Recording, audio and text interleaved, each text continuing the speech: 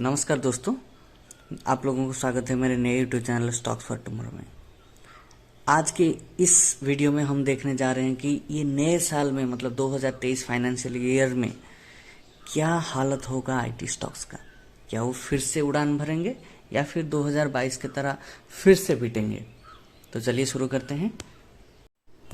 इन्फोसिस से शुरू करते हैं। पिछले एक महीने का डाटा अगर हम देखेंगे तो स्टॉक ने लगभग 12%, 11.68 12% ही मान लीजिए, 12% का गिरावट दिखाई है। और पिछले एक साल में स्टॉक में लगभग 22% या 23% की गिरावट है। ऐसे ही टीसीएस में पिछले एक साल का अगर डाटा देखा जाए तो स्टॉक ने लगभग 13% की गिरावट दिखाई है। और ऐसे ही डिटो वही सिचुएशन जारी रहा है विप्रो में तो और भी खराब हालत है। 32% का गिरावट है विप्रो में। स्टॉक सीधा 32% नीचे, मतलब 1/3 नीचे है एक साल से। और टेक महिंद्रा में भी उसी किस्म का डाटा आपको पाया जाएगा। 24% का गिरावट है और ये पिछले एक साल से जारी है। एचसीएल में भी सेम चीज है। तो क्या ये ट्रेंड 2023 में भी कंटिन्यू रहेगा? तो चलिए उसके लिए हम टीसीएस का रिजल्ट का एक झलक देख लेते हैं कि आखिर ये जो सिचुएशन है वो क्यों है। क्या ये उभरते हुए दिख रहा है ये 2023 के पहले मतलब 2022 के लास्ट क्वार्टर के रिजल्ट के साथ, जो अभी हाल ही में पब्लिश हुआ है सारे आईटी कंपनी। अभी अगर टीसीएस का हम क्वार्टर ऑन क्वार्टर रिजल्ट देखेंगे, देखिए मार्च, जून, सितंबर, दिसंबर और मार्च 2023 सब में कंटिन्यूस इंक्रीमेंट है इसके नेट सेल्स में। ये रहा एक पॉजिटिव। दूसरा पॉजिटिव तो देखते हैं इसका प्रॉफिट में भी वही ट्रेंड कंटिन्यू है कि नहीं। प्रॉफिट आफ्टर टैक्स देखते हैं उसके लिए। देखिए 9,900, 9,500, 10,400, 10,800, 11,400, वो भी सेम ट्रेंड में कंटिन्यूस इंक्रीज हो रहा है यहाँ पे प्रॉफिट। तो यहाँ पे हमें दो पॉजिटिव चीज मिल गए हैं टीसीएस में, जो कि हमें बेहद जरूरी थे। उसके नेट सेल्स में मतलब कंटिन्यूस इंक्रीमेंट एंड प्रॉफिट में भी कंटिन्यूस इंक्रीमेंट, दोनों जारी है।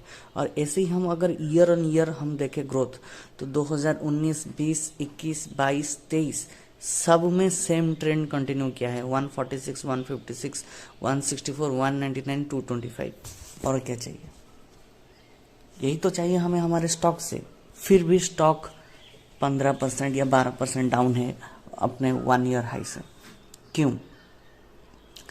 इसके बारे में हम जानने की कोशिश करेंगे। ये सब शुरू हुआ है यूएस के बैंकिंग क्राइसिस से।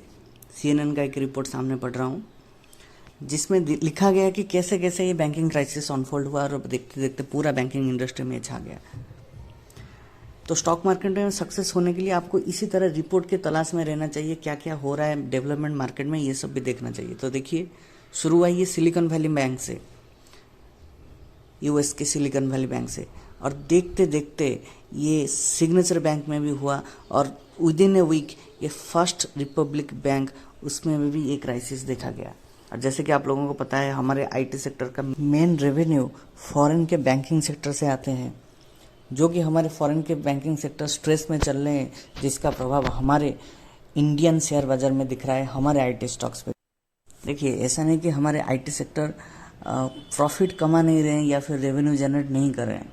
पिछले एक साल में अगर रुपी वर्सेस डॉलर का प्राइस देखा जाए तो रुपी 76 से लेके 82 तक जा चुका है, यानी 6 रुपये का डिफरेंस हो चुका है। तो प्रॉफिट तो हो रहा है, कमाई तो हो रहा है, पर शेयर के वैल्यूज ऊपर नहीं उठ रहे हैं, क्योंकि इसका बड़ा कारण ये इन्फ्लेशन एंड रिसेशन। अब इन्फ्लेशन का खतरा यूएसए मार्केट में, यूरोप मार्केट में एंड यूको मार्केट में दिखाई दिया है। ये है फॉरेन मार्केट के कुछ न्यूज जिसका इम्पैक्ट हमारे मार्केट पे पड़ रहा है, खास करके हमारे आईटी स्टॉक्स में, क्योंकि हमारा कमाई उस बाजार में हो रहा है जिस बाजार में इन्फ्लेशन का खतरा है। और एक भी अच्छा कारण है इसका कि एट्रिशन रेट क्या होता है? सिंपल भाषा में समझा जाए तो जॉब छोड़ने का जो रेट है उसको एट्रिशन रेट कहते हैं। तो हालांकि कंपनी मतलब एक्सपेक्ट करते हैं लोग जॉब छोड़ेंगे, इसलिए कंपनी को ज़्यादा हायर करना होता है, इसलिए उसका कॉस्ट बढ़ जाता है, जिसका इम्पैक्ट सीधा सीधा प्रॉफिट पे दिखाई देता है। तो इसलिए high attrition rate leads to poor profit result.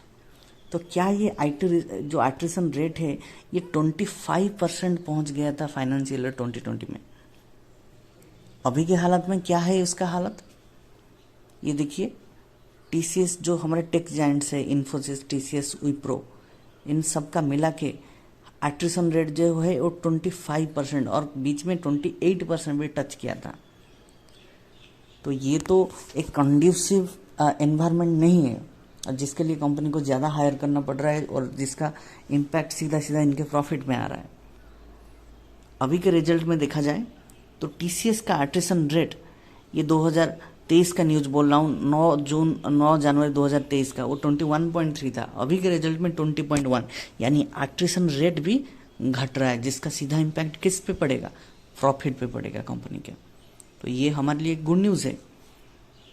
अगर हम सारे आईटी कंपनीज का ऑर्डर बुक देखेंगे तो ऑर्डर बुक ऑलमोस्ट फुल है, फिर भी शेयर के वैल्यूज ऊपर नहीं जा रहे हैं।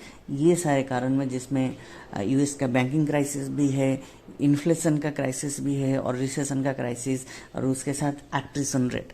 अभी के हालत में अट्रिशन रेट तो सॉल्व होते हुए दिख रहे हैं, ऑर्डर बुक तो है, इसलिए हम उम्मीद करते हैं कि आने वाले टाइम पे ये सारे स्टॉक्स में उछाल देखा जाएगा।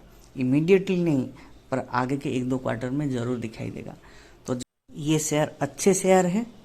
पिछले 5 साल का अगर हम चार्ट देखेंगे सारे शेयर का, तो इन्फोसिस का देखिए, पिछले 5 साल में स्टॉक ने क्या गजब का उछाल दिखाया है। सीधा 590 से आज के डेट में 1200 है। एक टाइम था वो 1600 भी था। तो 100% का रिटर्न दे चुका है ऑलरेडी पिछले 5 साल में।